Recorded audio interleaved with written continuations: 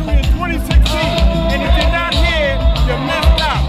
Because look around, there's people you haven't seen for years, and we're gonna party like we never had it before.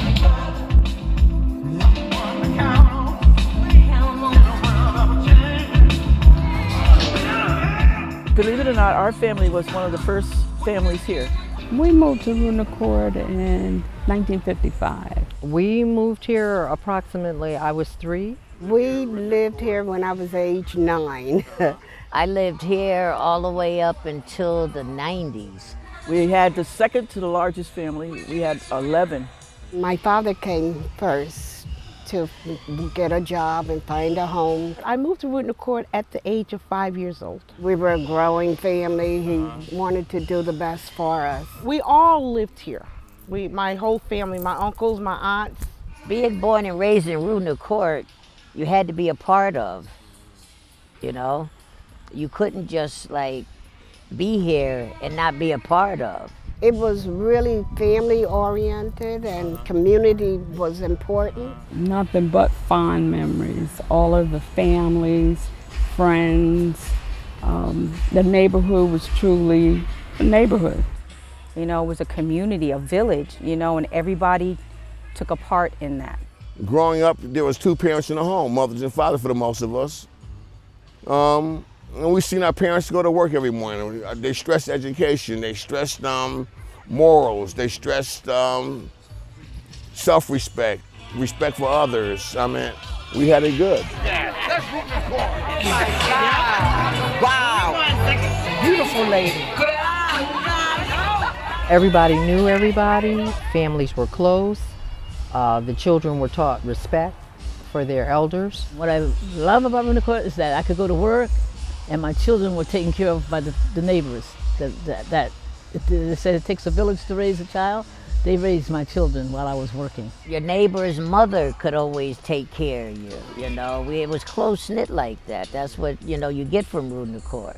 Everybody took care of the neighbor. Everybody was more outgoing. They were outside having fun. It was more kids being involved with one another. So if you were out of order and you were away from your parents, somebody else's parents could reprimand you with no problem. 2 first cousins grew up in the same community. Growing up in Roodner Court, some of our parents were kind of strict on us. We weren't allowed to roam. Like you see the kids roaming around today. I was only allowed to play underneath the kitchen window. And that was as far as I could go. We had to learn how to get along, be kind and nice to each other. So if we had little squabbles or fights and that kind of thing, we had to go back and apologize and learn how to play together. We used our imagination back then, playing punch ball. You know, it was just different as a kid. We played in the hallways when it was cold, running in and out of the building. We used to go up on the roof and fly paper airplanes. And we used to have contests whose airplane can stay up the longest, you know. And so we'd go down and go get them again, and, you know, that would take hours, you know, hours out of the day. We even jumped down 13 flights of stairs in one swoop. You had to learn how to shimmy yourself down with your arms. And we were just very active, but it helped us to be healthy.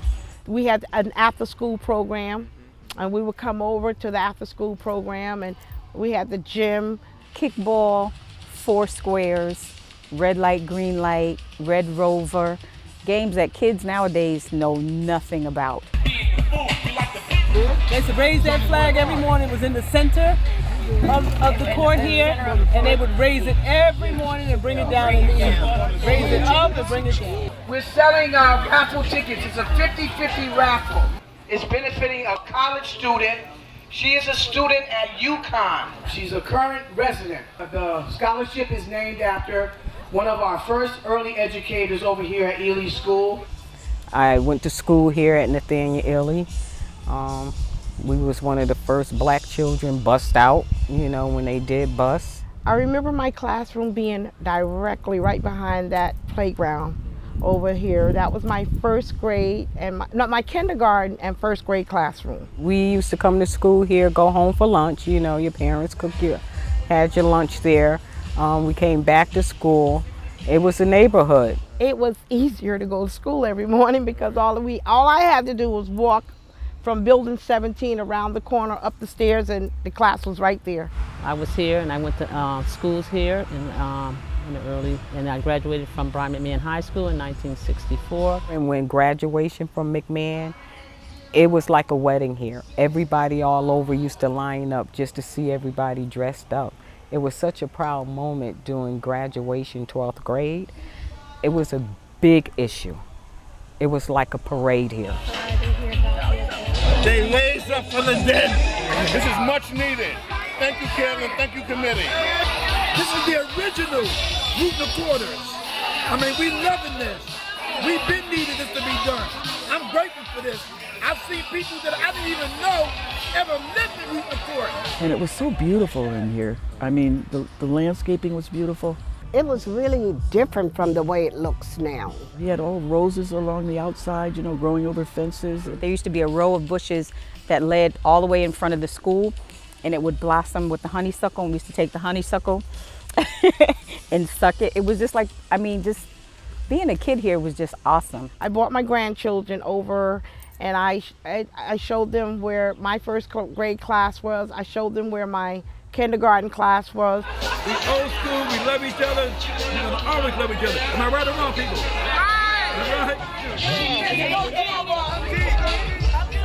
As I grew up, I started to realize that, that we were sort of looked down upon, and our public housing in particular had a reputation of being kind of rough. We didn't realize that, okay, you live in a project. We were at home. I lived here. I was never afraid of anyone. If you were out at 11, 12, 1 o'clock at night, I felt safe.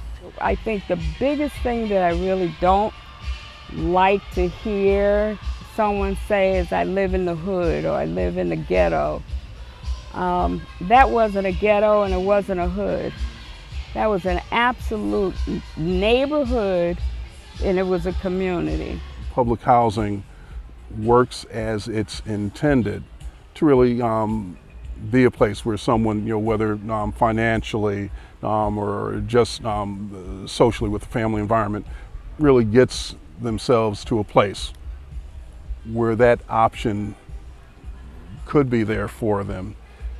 It is not so easy then for someone to get into it, and around the affordability of housing, around actually even the process of being able to identify and find. Okay, everybody that lived in building 23.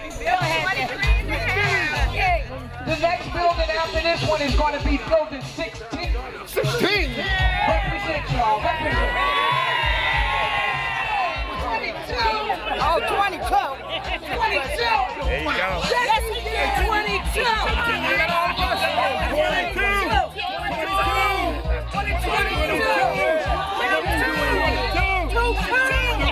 22. You always, would identify someone by, what building they lived in, and that sort of gave some significance. And people were people wherever they lived.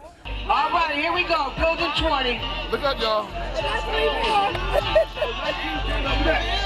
We don't know that. I might go out of numeric order, okay? Over there, Larry.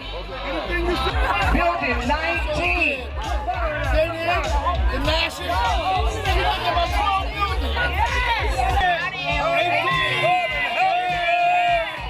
One more. How you doing, Mikey? Yeah. Oh, I see. What's this? Is it on? Oh, yo, listen to that sound. 17. 17. You gotta hold on to it, Paula. Hold it. Wait a minute. Hold up. She gotta get my picture. 17. What do you do? You close your mouth, then you... I can't. Hey, look at Paula, y'all. Come on. You got it. Building 15. Okay. Building 1-4. In the court. God, you two again? 22. 12. Wait a minute, y'all. It was a lot. That's the building. That's the building y'all used to come to. That's it. 12.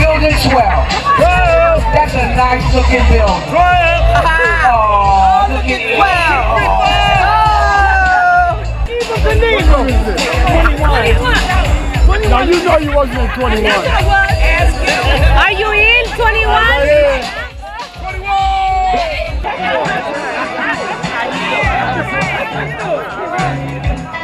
Good, you got it? One more.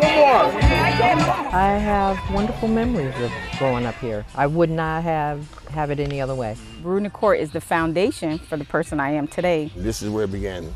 This is the essence.